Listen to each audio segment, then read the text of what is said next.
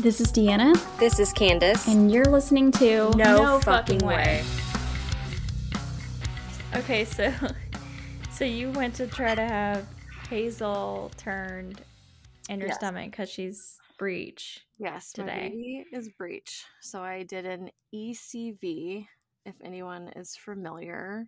And it's where they manually, one or two people try to rotate your baby from like the top of your stomach, just using their bodies and pressure.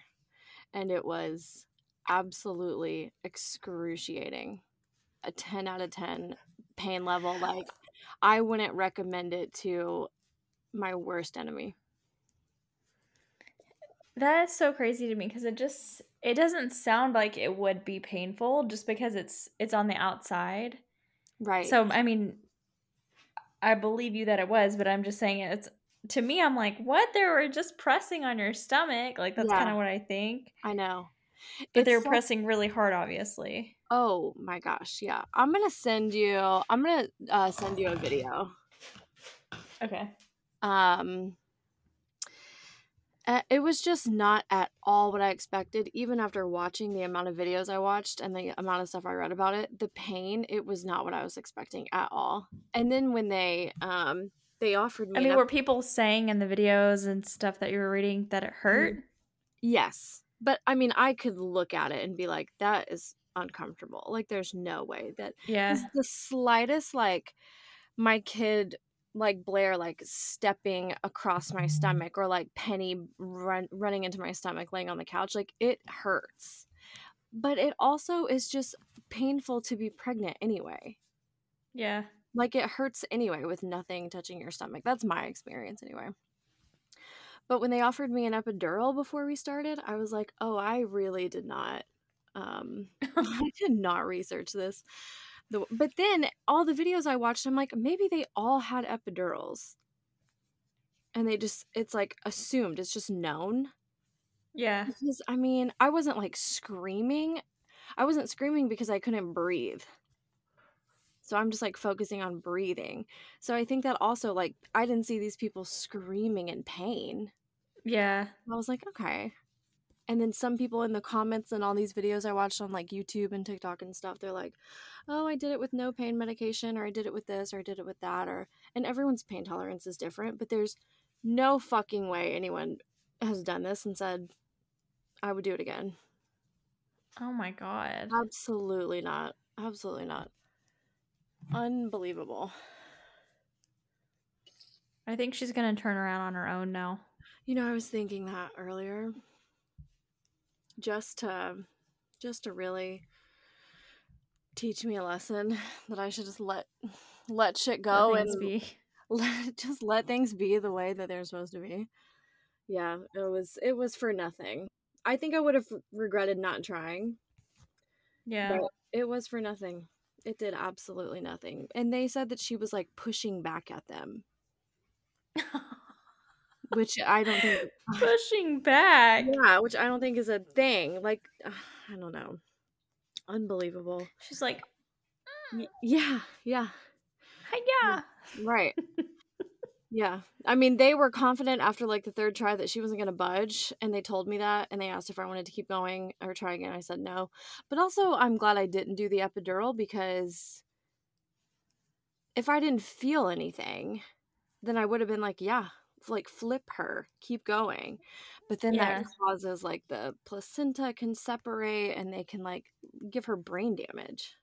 But if I don't feel anything, yeah, not flip her. That's what I came here for. Keep going, you know.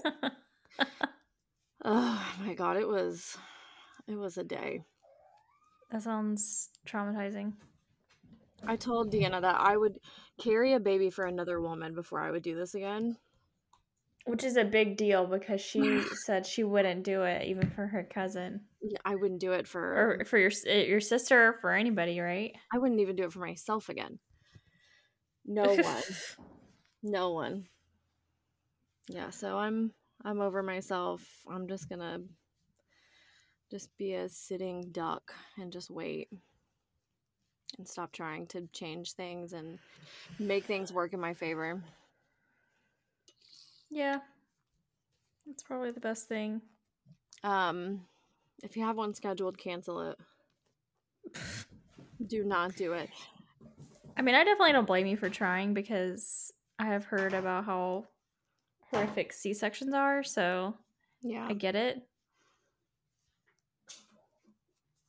Well, now I'll be able to compare the two, more than likely. I'll let you know which is worse. Yeah. This is for sure a pain I'll never forget. Like, it's up there.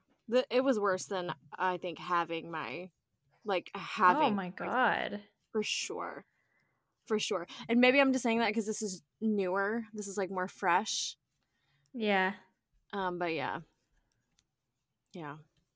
I think I think just, like, women's healthcare, like, type of stuff in general is, like, this is it. This is what it is to be a woman. Like, this is what you sign up for. This is what you have to do. Sorry. Like, what I did today would have killed a man. Well, it actually like pissed me off when you told me about how horrible it was. The fact that they didn't like give you any kind of indication that it was going to be Yeah. that Yeah. serious. Yeah. And after, like, the second time, they were like, "Are you okay?" And I said, "Well, no." And they're like, "She's not really budging. We're going to try one more time." But she was like, "I mean, we're using some force and she's not." And I was like, "Yeah, I'm aware. Yeah, I'm aware. I can I can tell." feel. Yeah, she's like, "I'm really putting my back into this." And she's not. I was like, "Yes, I know. I know." Yeah, it was. I didn't even know. It's insane to me that it's even an option to do. After having done, Yeah, like, that watch. sounds so like medieval. Yes, it was a form of medieval torture for sure. Watching the videos and having it done is not. It's night and day. It was a horrible. Crazy. It was a terrible experience. Well, anything else? Yeah, I want to apologize for filing my nails the entire Oh episode yeah. last week. Which, I didn't hear it. okay, I'm like too. I hate saying the word cringe, but I'm like too cringed out to go even go back and listen. But the first person that brought it to my attention was my mom, who was at my house that afternoon when I was doing my nails for like an hour and a half. So I'm like, she recognizes that sound because she sat there with me for an hour talking to me while I was doing my nails. And then I saw Yeah. other comments and some other people text me and I was like, oh no. I'm like, how did Deanna, how did you not? And also I thought when I when I'm the last few weeks, I have sat here and watched you literally wrestle your kitten and no one has said a single thing. I know. And we have like an indication, like our little like what we're looking into, the little monitor around you lights up when you are like emitting sound. And obviously I wouldn't sit here and file my nails if I could see that it was lit up, and it never did. So I was like, I'm good. But meanwhile, you're lassoing your cat in the background and no one says anything. I have heard when I was editing, I have heard some noises from him, like as far as like when he's playing with that fucking thing that has the balls in it that go around. Uh-huh. I can hear that sometimes. But yeah, it's not people think like, oh, can you just take that sound out or something? But it's not that easy. Like No, it doesn't work that way. No. And the fact that it was sometimes detectable, the sound was detectable of what it was. No one was like, what is that scratchy noise? They were like, you're filing your nails. who's filing their nails? Oh, it was mortifying. Oh well, Alec Baldwin got his charges dismissed. Today? Yeah. Oh, I didn't see that. Oh, wow. But is anyone else I haven't going really down? been following that case, but I have no idea. Because wasn't it more the person who, like, the arms person? Yeah. Isn't it more on them? I mean, I think so, I guess. I don't know. I would think so too. I've never once thought about real bullets being in a gun on a set. Why? That's, I mean, is that normal? I That don't think seems so. so unsafe. Was it like stuck in there? I never really looked into this. I haven't either, honestly. Yeah. Oof.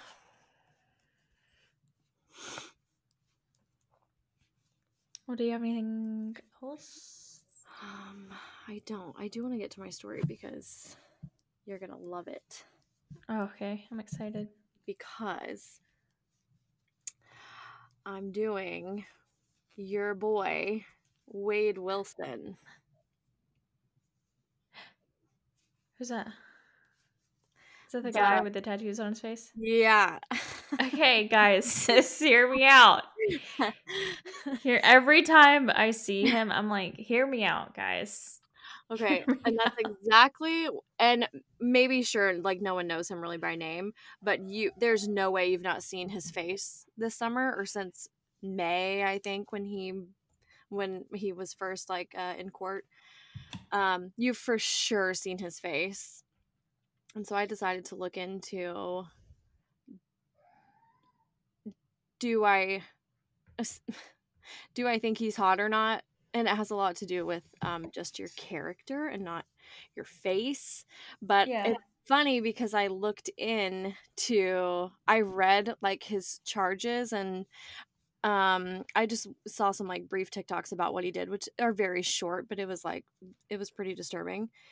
Um, and then a few days later, Deanna sent me, I don't know if it was a video that you sent me or just like a picture of him in court, but all it said was "hear me out," and I know in like Deanna language that he's hot, and I had already read about him, and so I just said absolutely not. So I'm like, let me People on Twitter will do that. Oh, and then they also will say, they'll say, "Can I say something without everyone getting mad?" Every time, like they think someone's hot, that's like a controversial person or whatever. Oh, that's funny. I mean, he has potential.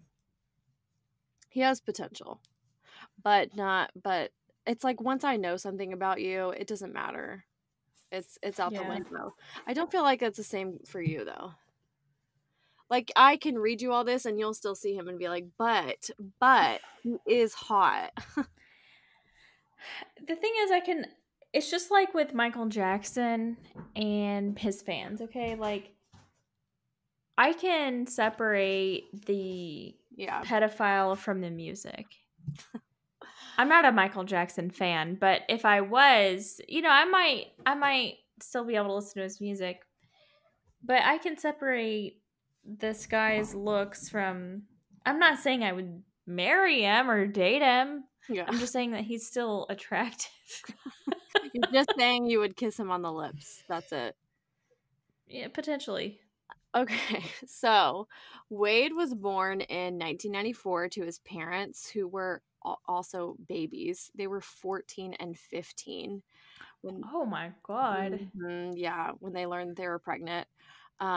Obviously, it was known that they were not fit to take care of a baby. Wade was adopted by a family that went to their local church. So, being adopted as an infant, he had more of like a promising future in childhood.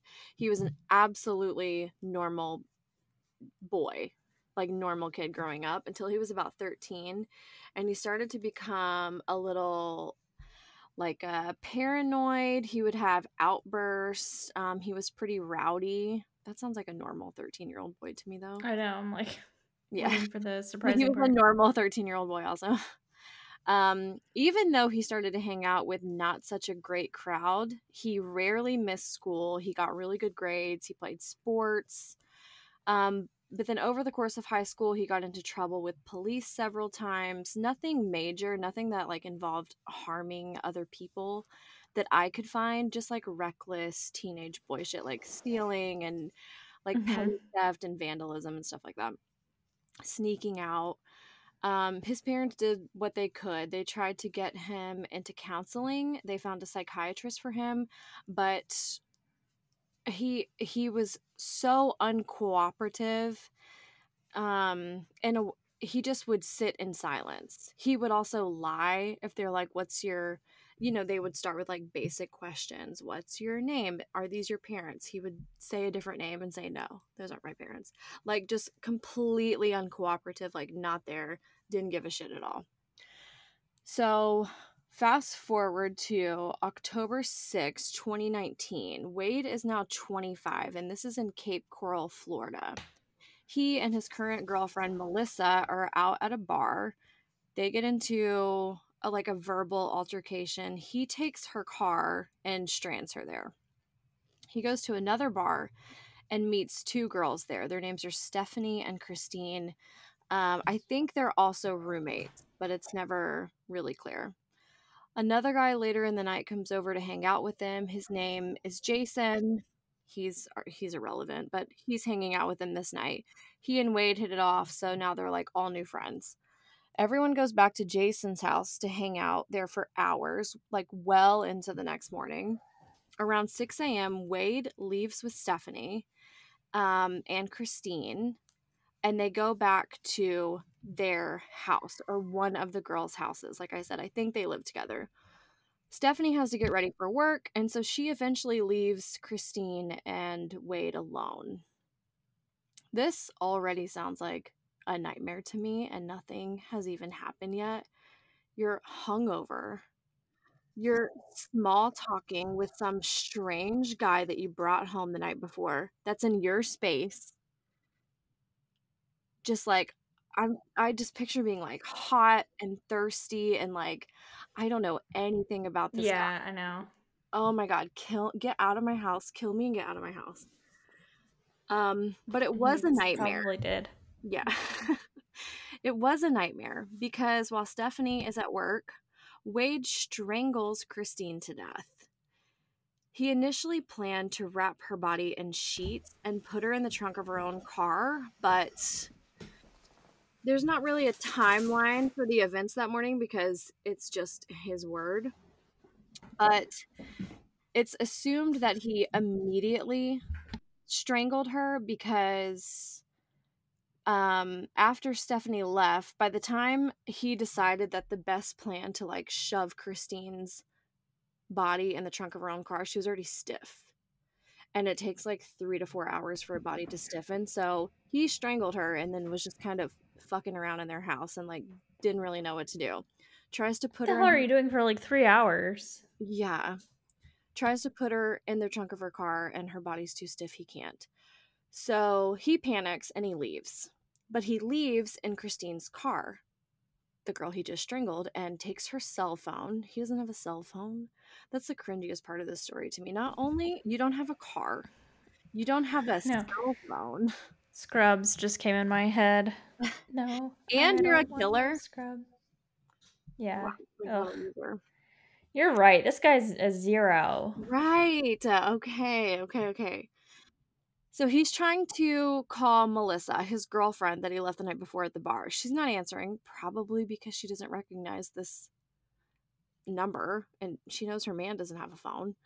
So Melissa finally answers because he's calling repeatedly. He's demanding to see her. She's still mad at him from the night before, but he's like erratic and he's pissed off. He's manic on the phone. He's saying he needs to see her. Any woman in their right mind would say no. But remember, he took her car the night before.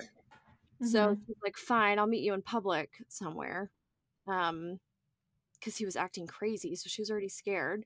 But she agrees to meet up with him because she wants her car. So when they meet up, he's in Christine's car, a car she's never seen before. She's obviously asking 100 questions.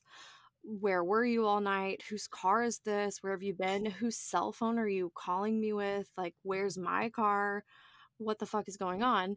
And the whole time he's screaming at her to get into the car. She's saying, whose car is this? He's trying to pull her inside the car.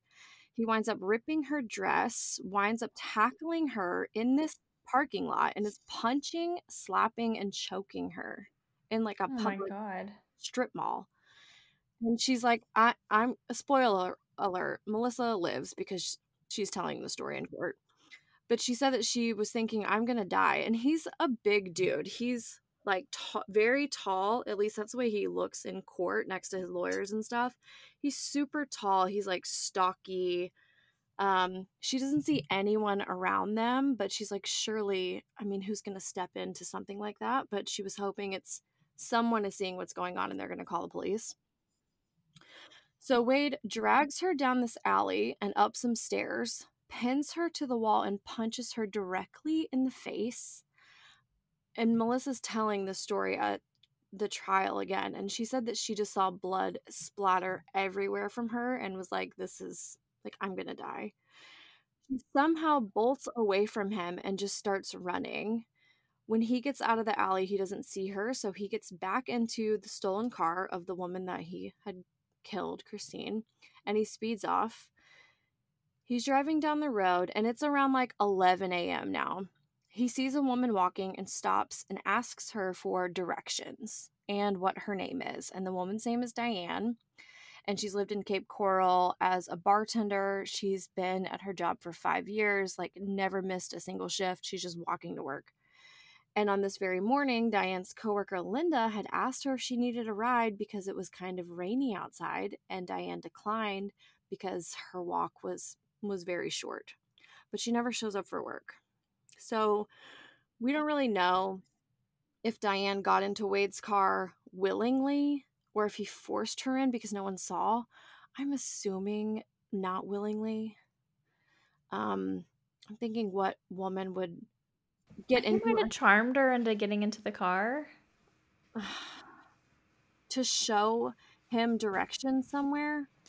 Like, who would do that? He'd be like, "Oh, I'm going to such and such," and she tells him, and he's like, "Well, what? You know, I could drop you off on my way." You know, like that kind of convincing. Oh.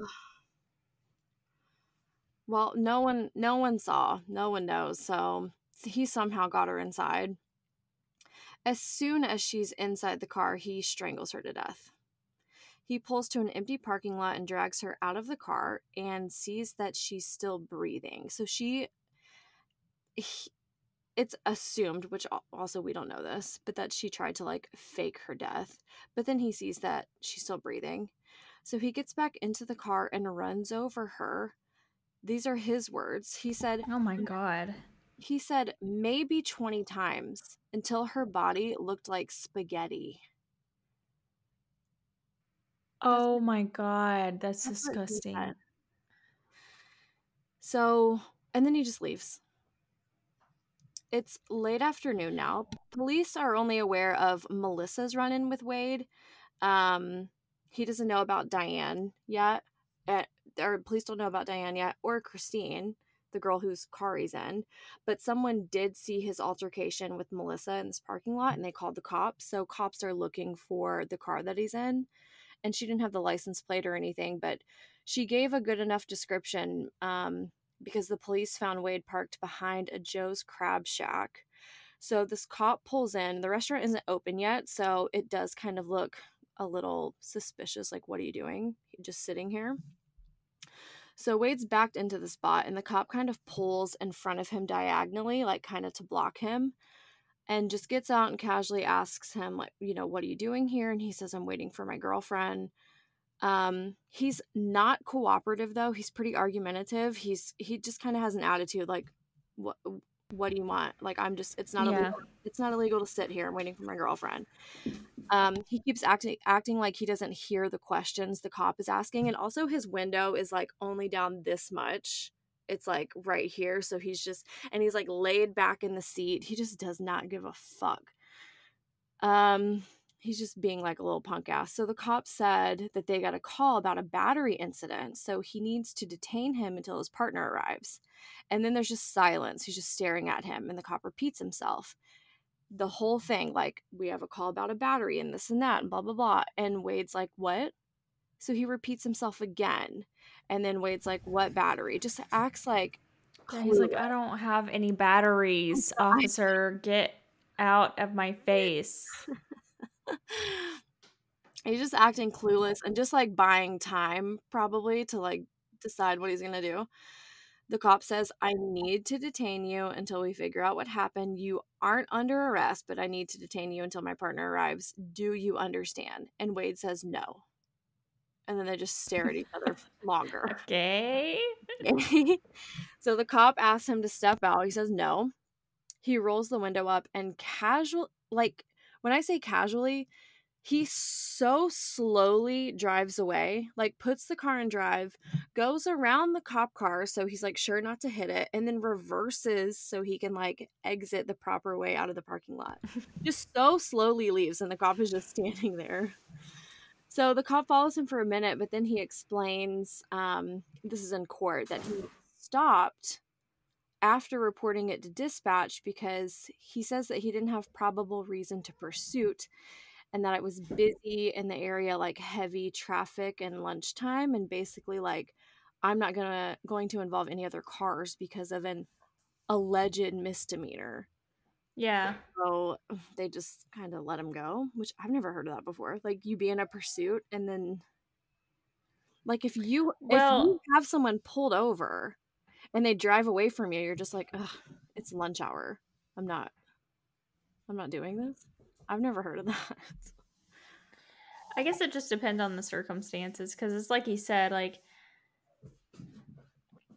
I would rather police do that than to like go on this high speed chase and involve other Yeah. vehicles because I know someone who like she was pregnant and she got in an accident because of a police chase and she lost her baby and they had to take her uterus so she could never have kids again. My God. Yeah. I'm also wondering if they, at this point, this is just a call, like a bystander call with a description, and then Yeah, here's they another story. might not have been, like 100% sure it was even him. Like, Yeah. So this cop now though has the car description. He has the license plate, so he was like, whatever, I'll find you later. Well, when they ran the tags, they found out that the car belonged to Christine Milton. So they're like, well, let's find her and maybe she knows where he is. That's the girl he strangled.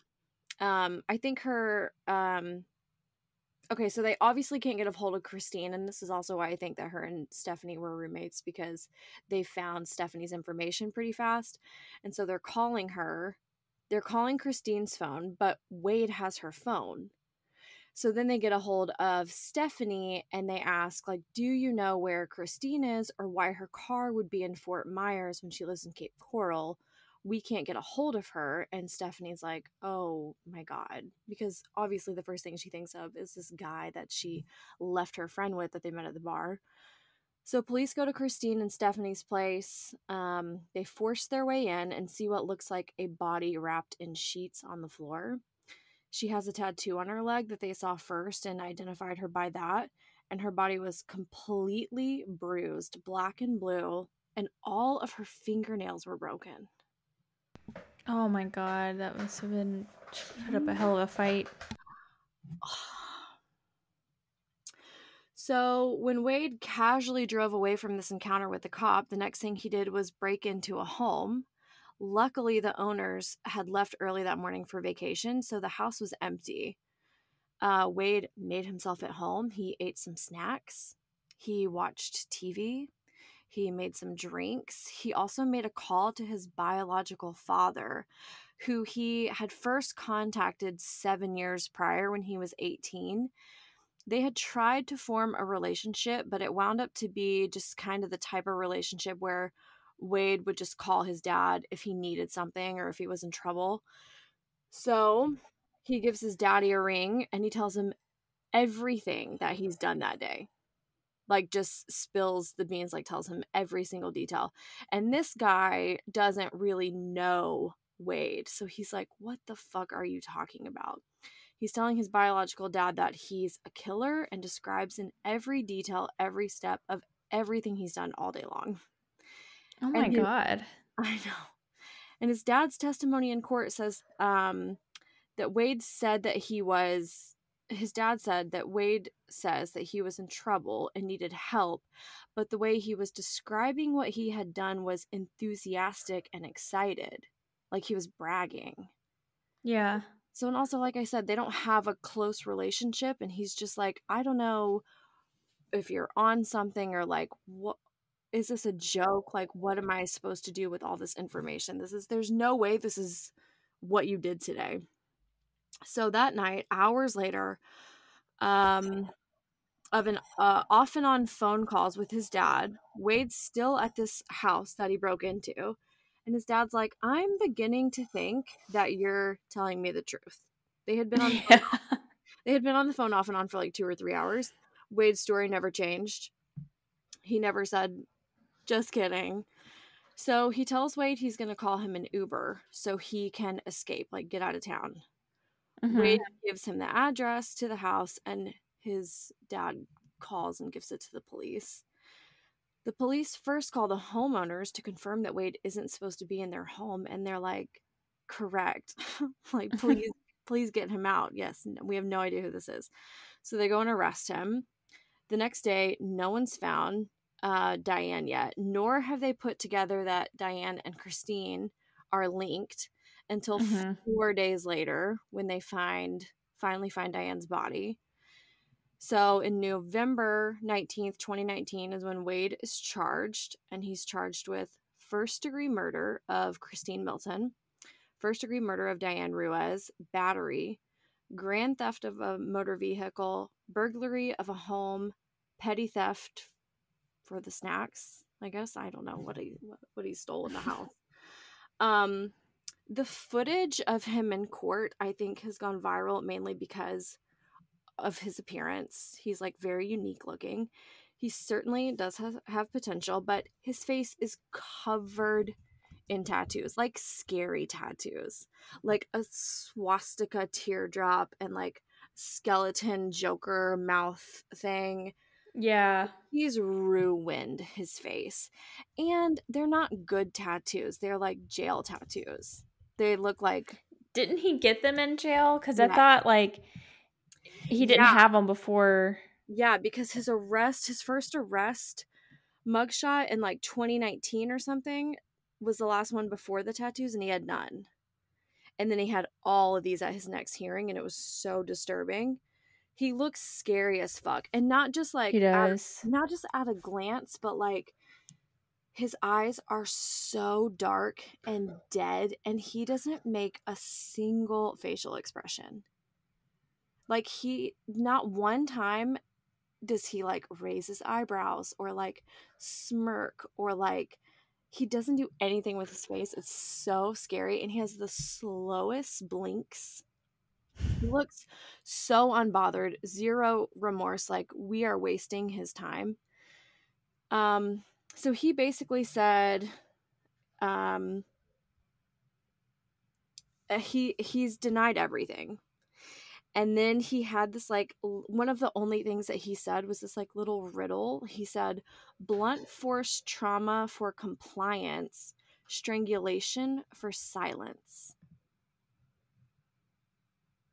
Like, what? Also, when people don't make sense, I get so scared. So that's also really scary.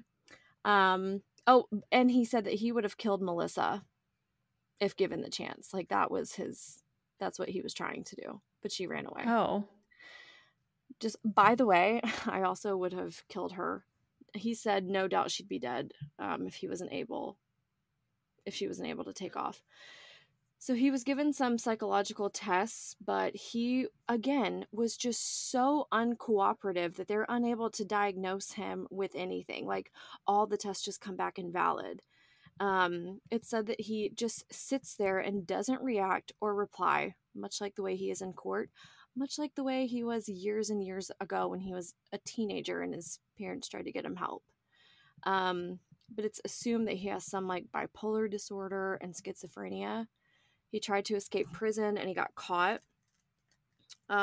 So last month, June 12th of this year, he was found guilty on all charges, and the jury voted in favor of the death penalty, and he's being sentenced on July 23rd. I don't honestly even understand how the hell he went to trial. What was his defense?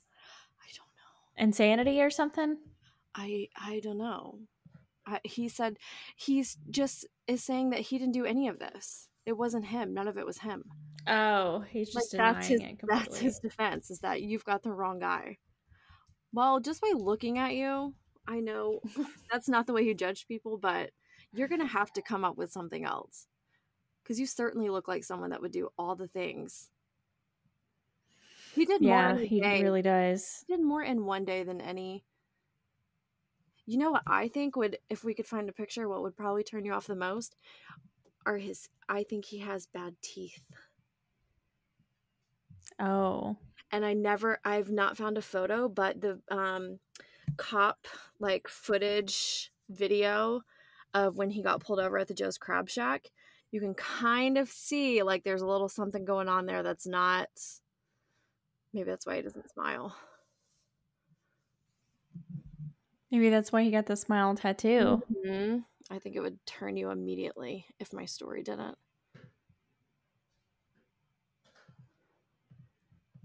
Wouldn't that be crazy? I could look past him running over a girl until she looks like spaghetti, but those brown teeth. Yeah. Those yeah, you can't not with those I know. chompers. I couldn't find a picture. I'm trying to find one. I feel like I back want in to see the him day, before. I know. I feel like back in the day, like teenage Okay, years. no, he's got good teeth actually. Oh, really? Yeah. Oh, I'm gonna send this to you. I was hoping he didn't. Like, but he looks like a lead singer of like a punk rock kind of band. Yes, he does. For He sure. does look like that. Yeah. Just those face tattoos. And I do think there are tasteful face tattoos. Yeah, there are. But his are horrible. But yes, they are, every single one. But it's also it's a kind of thing that's just like very up in the air. Cause like say Post Malone went on like a killing rampage and like raped and murdered like a dozen girls. I'd be like, you know what? I can see it. Look at that face. You know? I just couldn't though. Not just because of the tattoos. Oh, damn. If Yeah. I didn't know who Post Malone was and I saw a picture of him and you told me he did what this guy did, ran over a girl until she looked like spaghetti, then I'd be like, Oh, oh yeah. yeah. Yeah. But Like like if he knowing, wasn't Post Malone. yeah, if he wasn't Post Yeah. Malone. Okay, yeah, this is. See, he really messed himself up. He did. This doesn't look like a killer. This guy. I know.